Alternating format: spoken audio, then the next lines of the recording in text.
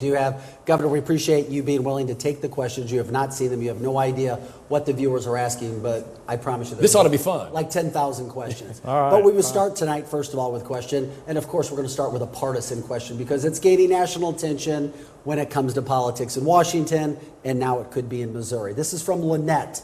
Governor, would you sign the mail-in vote that was recently passed for the November election? Of course, saying if you could have mail-in ballots instead of having to go to a polling place because of COVID-19. Yeah, I think if she's referring to the legislation that was passed this year, I wouldn't necessarily call that mail-in balloting, what the legislators did.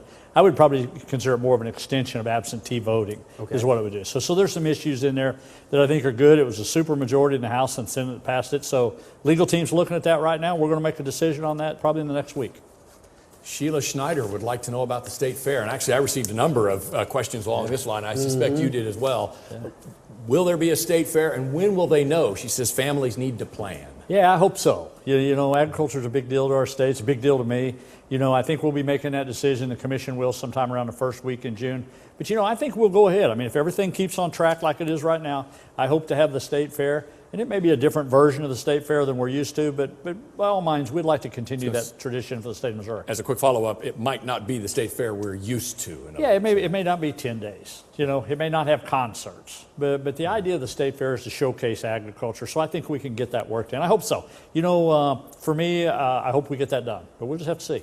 All right, we're talking to Robin in Franklin County, Missouri, referencing the hairdresser that showed up to work and exposed several customers, and I'm sure you've heard about this. Is correct down in your area. Sure.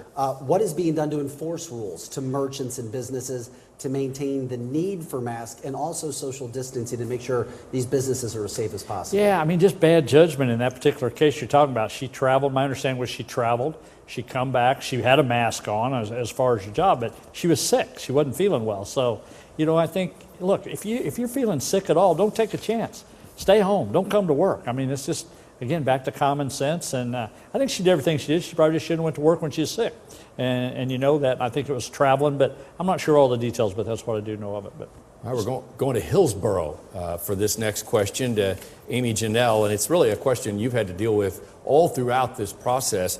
Her question is, are the extra provisions we've been assembling, like temporary field hospitals, materials, ventilators, and PPE, being kept on hand for a possible resurgence of coronavirus in the fall? I would add to that, do you feel like you have enough of that even at this point? Yeah, we do. It's one of the things, again, there's a short-term plan that we have and then a long-term.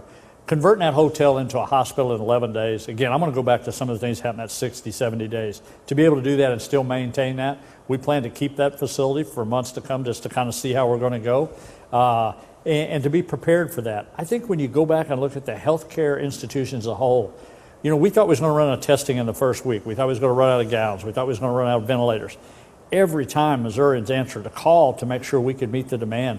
And we'll continue to do that. We'll be prepared. If we have another outbreak in the fall, Missouri will be ready for that. Governor, we got about a minute left. Courtney Christine wants to know why, when every state is allowing nonviolent offenders an early release due to COVID-19 conditions, are you against doing the same when it could save lives? Yeah, there's a system in place for a criminal justice system. If you got sentenced to jail, you're sentenced to jail. That's the way our system works on that.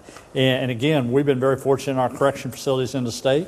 Our director's done a great job here in the state of Missouri. But look, if you got sent to prison, you got to do your time there, and then you get to go back out in society. But you just can't get out because of this virus right now. I'm not one of the guys that's going to give anybody a free pass just because of the virus that's out there.